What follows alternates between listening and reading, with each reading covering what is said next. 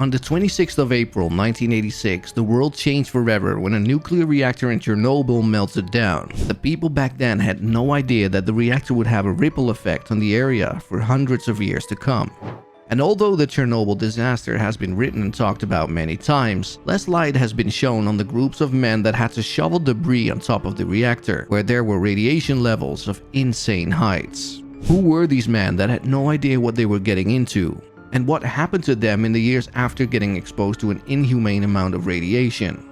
This is the dark and insane story about the Chernobyl biorobots. The Chernobyl nuclear disaster of 1986 was devastating. To put things in perspective, it caused radiation fallout 400 times larger than the Hiroshima bomb.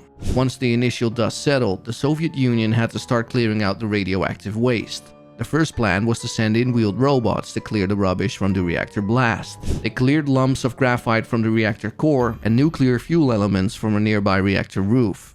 But there was a problem. The robots kept breaking down because of the immense amounts of radiation. The authorities needed better robots that could withstand the radioactive rubbish to a higher degree.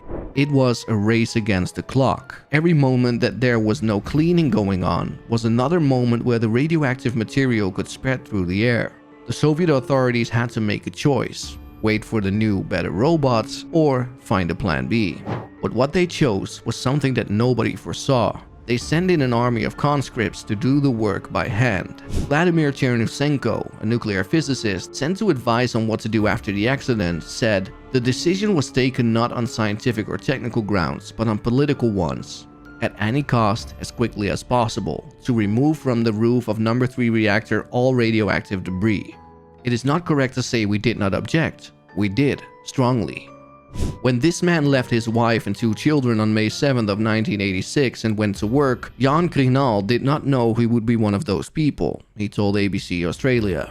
In Soviet-occupied Estonia, the 32-year-old was working on a state-owned farm. Because he'd been required to finish the Soviet military's retraining a year previously, he was astonished at work by officers who informed him that he'd been called up again, immediately. Jan, along with 200 other males, was led to a local school. No one was allowed to leave once they walked through the door.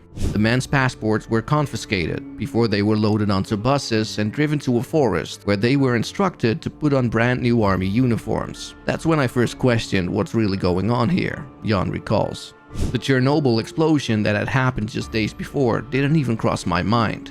It had been briefly mentioned in one of the news bulletins in April, but because everyone remained so calm, I thought, well, I guess accidents can happen. The men were nearly relieved when the officials eventually announced that they were on their way to Chernobyl. They had feared being deployed to fight in the Soviet Union's brutal war in Afghanistan. "I don't think anyone realized the danger we were about to be in," Jan says. "There was very little information about the disaster and all the official sources kept reassuring us, it's just a minor accident, nothing to worry about." While it was common for Soviet authorities to utilize propaganda and often cover up events of public interest, Jan believes that even those in control were unaware they were dealing with the world's worst nuclear disaster. Jan was sent out with the rest of the group to hose down civilian houses to get rid of any radioactive material on them. They mixed water with a powder-like substance and covered the houses in nearby villages. This went on for months, and slowly but surely all men started to have doubts about the downplaying of the situation from higher-ups. Many men developed a cough, strengthening the fear of being lied to even more. The respirators they received for doing the work should have been replaced daily, but they used them until they were covered in holes.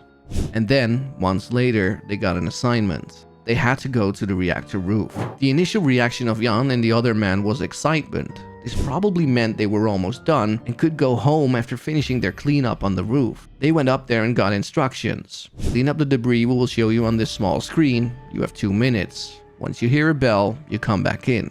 They did not know back then that it was because any longer exposure to the radiation would most probably kill them within days. It was like being in the army, where no one explains anything. You get an order, you go and you do it. It's a demand, Jan said. Over the years following the assignment, 1/3 of the men from his town who went to Chernobyl died. The average age of death? 52. Jan miraculously was found to be healthy when visiting a hospital in Hiroshima in '91, being one of the very lucky ones. He was on the roof of the reactor and looked over the edge into the abyss of the smoldering radioactive core. He is one of the few that can still recall that very day, when actual robots proved to be less trustworthy and capable in the radioactive environment. The Soviet Union dispatched 600,000 humans. These valiant firefighters, soldiers, janitors and miners, dubbed liquidators, did everything from hosing down streets, to felling trees, to constructing a concrete sarcophagus around the exposed reactor, all while charged subatomic particles ravaged their cells and shortened their lives. Would you ever do a task like this if a reactor in your country would have a similar catastrophe? Let us know in the comments, and watch this gripping story by clicking on your screen now. Also, don't forget to subscribe.